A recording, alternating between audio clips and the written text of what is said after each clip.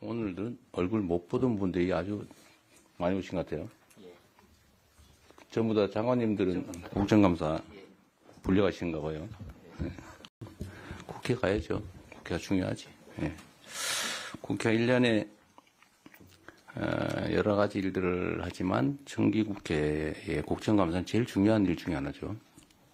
국회가 국민을 대리해서 하는 이런 국정에 대한 감시, 행정부, 사법부에 대한 견제활동, 이건 헌법이 정한 국회의 의무고 권한인데 우리 정부도 적극적으로 국회의 국정감사 업무에 협조하시기 바랍니다.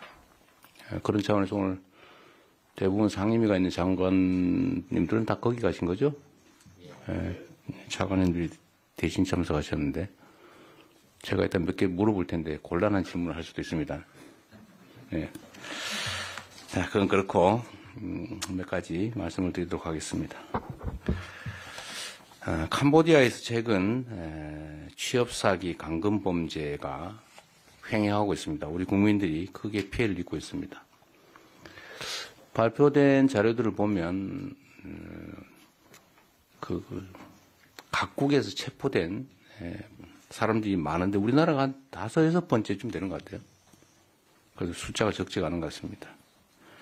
그래서 우리 국민들이 자녀들 또는 이웃들, 우리 캄보디아에서 감금된 피해자들에 대해서 걱정을 많이 하고 있습니다. 국민의 생명과 안전을 지키는 것이 정부의 가장 큰 책임입니다. 지금은 다른 무엇보다 피해자들을 보호하고 또 사건 연루자들을 국내로 신속하게 송환해야 됩니다. 관계부처는 캄보디아 정부와 협의를 통해서 양국의 치안당국 간 상시적인 공조체제 구축에 속도를 내주시기 바랍니다. 실종신고 확인 작업도 조속히 진행해야 됩니다.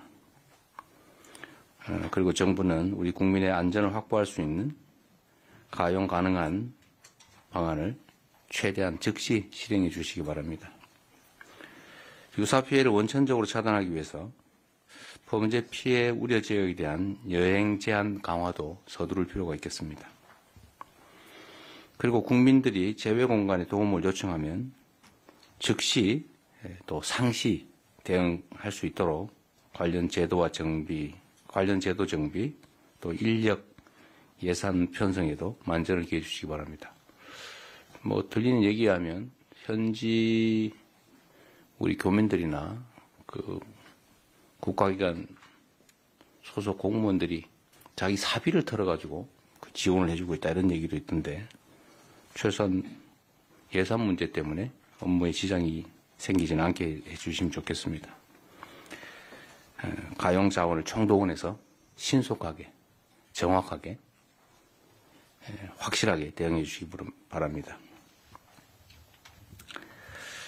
경제 문제 말씀을 하나 드리겠습니다. 최근에 글로벌 무역 갈등 심화로 민생 경제의 불확실성이 커지고 있습니다.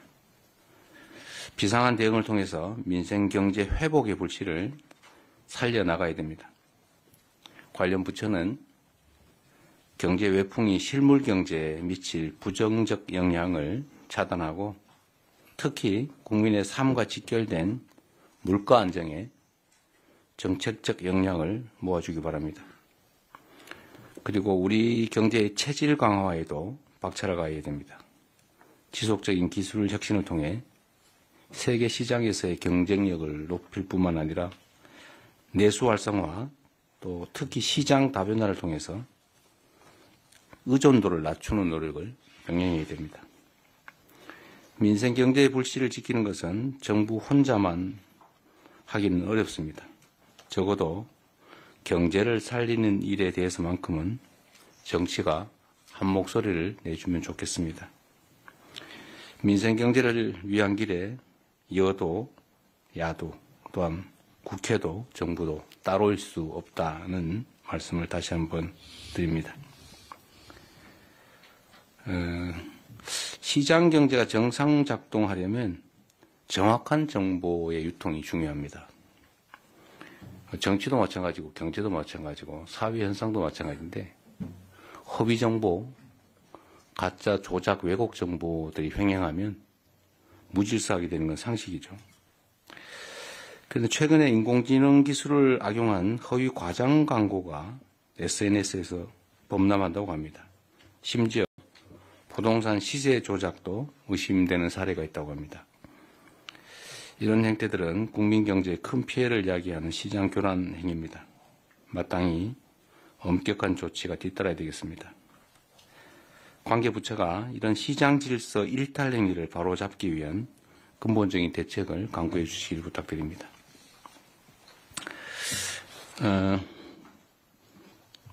지금 장관님들 못 오신 분들도 꽤 있고 한데 제가 몇 가지 좀 체크 좀 하고 지나갈게요. 우리 국방장관님, 어제 국정감사 고생하셨죠? 뭐 내란 때문에 거기에 대해서 좀 공부를 했습니다만. 그러시죠. 네, 고생하신 것 같더라고요. 네. 근데 그 아마도 얘기 중에 인사 문제 가지고도 꽤 얘기했었던 것 같아요. 그렇습니다. 네. 근데 저번에 제가 전화도 한번 드렸었는데 그 대령 인사 관련해서 네. 내란 관련 의심되는 사람을 왜 승진 대상자로 만들었냐? 네. 그 지적이 있었잖아요. 네, 그렇습니다. 어제 국회에서 또 했나요? 그 관련해서 좀 질의가 있었습니다. 근데 이거는 제가 전에도 말씀드렸는데 인사 제도상 네. 장관이라도 승진 내정자를 마음대로 정할 수가 없잖아요. 시스템이 그러죠. 시스템이 그렇습니다. 이 지금 문제된 그 중령이 육해공군 중에 어디예요? 육군이에요? 육군, 군 검찰. 군 검찰. 예. 근데 여기는 소위 인사 명부의 승진 명부 제도 비슷하게 네. 지정을 해주면 장관도 마음대로 못 빼고 만약 그걸 빼라고 시키면 직권남용이니 뭐 이게 이슈가 될 수 있죠. 그렇습니다. 근데 나중에 문제가 실제로 되면 그때 제외해도 된다는 그때는 거죠. 바로 취소하거나 보류시킬 수가 있습니다. 어쩔 수 없는 측면이 있었다 그 말이죠. 네. 어쨌든 잘 골라내십시오. 예, 지금이야 그게- 그렇다 하더라도. 만약에 이제 특검에서 피해자로 지목이 되면은 각 기관에 통보가 돼서 아는데 참고인으로 만약에 지명이 되면은 본인이 누구한테 발설하지 아니하면은 그 내용을 전혀 알 수가 없는 상황입니다. 그런 제한 요소가 있어가지고 뭐 어쨌든 이 각군 총장에게도 이 계엄과 관련해서 그런 인원이 적발되면은 바로 엄중 조차도 그렇게 지시를 해놨습니다. 네. 그건 뭐 너무 당연한 일이고. 근데 문제는 이제 우리 국민들께서나 아니면 정치권에서도 보면 네. 이 내란은 정말로 발본색고 내야 되는데 특히 인사에 있어서 가담 정도가 극히 경미하더라도 어쨌든 가담을 한 게 사실이면 부역한 게 사실이면 그건 뭐 승진시키는 건 말이 안 되잖아, 그죠? 그건 뭐 어불성설이라고 생각합니다. 네, 어쨌든 그런 점에 대한 걱정들에서 그런 지적도 있는 것 같으니까 예. 설명도 좀 열심히 잘 하셔야 될 것 같아요. 어쨌든 이건 인사제도상에 불가피한 점이 있는데 확인되면 배제는 당연히 할 수 있고 승진한 후에라도 좀 취소하면 되는 거죠. 네, 이번에 내란이 상당히 아주 많이 광범위에 퍼져 있기 때문에